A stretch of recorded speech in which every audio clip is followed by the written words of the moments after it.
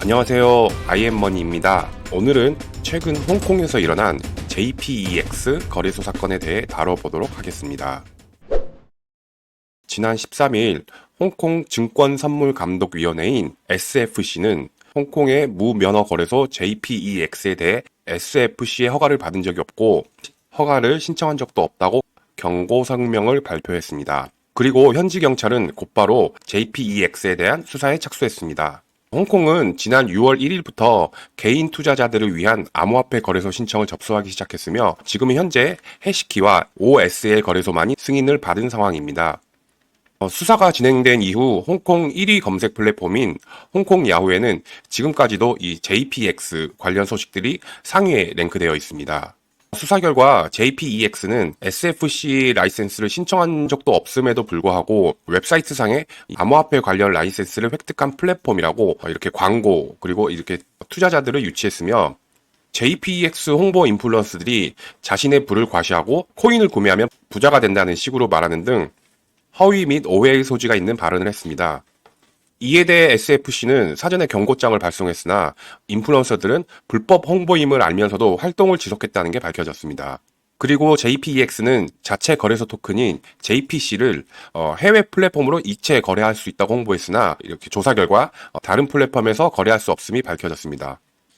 또한 홍보했던 내용과 달리 결제 수단으로 사용할 수도 없었을 뿐만 아니라 거래소는 이용자들에게 JPC를 정기 예금과 비슷한 방식으로 이렇게 스테이킹 하도록 유도함으로써 이용자 자산을 통제했다고 합니다. 그리고 이 부분이 좀 기가 막히는데 규제기관의 경고를 받은 이후에 JPEX는 인출 한도를 임의로 $1,000로 제한한 것도 모자라 무려 $999의 수수료를 부과했습니다. 이건 뭐 출금하지 말라는 말입니다. 그리고 18일 새벽에 JPEX는 웹사이트상의 모든 이자 상품 서비스를 중단했습니다. JPEX는 그간 홍콩의 지하철과 버스 정류장, 5개 광고 등 홍콩 전역에 거쳐서 엄청난 광고를 퍼부었고 최근 이슈 점검에서 다룬 싱가포르의 토큰 2049에도 플래티넘 파트너로 참가했습니다. 현장에는 상당한 규모의 JPEX 부스가 설치되고 임직원들은 현장에서 홍보에 열을 올렸다고 하는데 이렇게 금융당국의 발표가 나오자 임직원들은 모두 잠적하고 JPEX 부스는 텅 비게 됩니다. 특히 JPEX는 홍콩의 유명 배우나 암호화폐 인플루언서들을 통해 홍보를 했는데 이들은 파트너라는 제도를 통해 자신의 초대 코드를 뿌려서 이를 통해 일반 투자자들을 거래소에 가입시키면 레퍼럴 수수료를 받았습니다. 이렇게 홍보해온 유명인들은 현재 체포되어서 조사받고 있는 상황입니다. 21일 기준 11명이 체포되었고 일부는 보석금을 내고 풀려난 상황이지만 막상 핵심 관계자들은 싱가포르를 비롯해 해외에 거주하고 있어서 수사에 난항을 겪고 있습니다. JPEX는 자체 거래소 토큰인 JPC를 발행하고 피해자들에게 JPC를 높은 이자를 지급해 줄 테니 스테이킹을 하도록 유도를 했습니다. 하지만 홍보했던 것과는 달리 JPC는 높은 이자도 그리고 다른 곳으로 이체도 가능하지 못했습니다. JPEX는 지난주부터 거래소를 계속 운영할 것이라고 강조했고 해결 방안으로 이 플랫폼 내 2년간 자산을 예치하면 1대1 비율의 태도로 환매하는 방안을 제시했지만 이는 제2차 폰지 사기라며 또 비난을 받고 있습니다.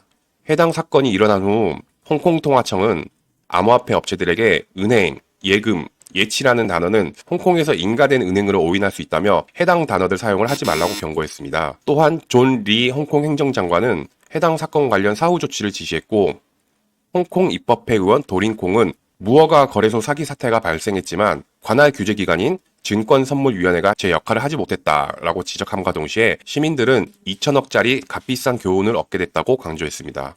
해당 사건은 해킹과 같은 이슈가 아니기 때문에 시장에 큰 충격을 줄 것 같지는 않습니다만 시청하고 계신 시청자분들은 선물 거래가 이 현물 거래보다 월등히 많고 종목도 거래량도 많지 않는 플랫폼이나 지급 준비율 같이 거래소 자산을 오픈하지 않는 거래소는 조심하시길 바라고 수수료 같은 수익보다는 안정적인 운영을 최우선으로 살피셔야 한다는 점을 말씀드리고 싶습니다. 현재까지 총 2,197명의 피해자들과 우리 돈으로 2,310억 규모의 신고 피해액이 집계된 JPEX 사건. 신속한 수사와 함께 하루빨리 묶여있는 피해자들의 자산들이 안정적으로 돌아가기를 바라면서 오늘 영상을 마치겠습니다. 시청해주셔서 감사합니다. 이상 IM머니였습니다.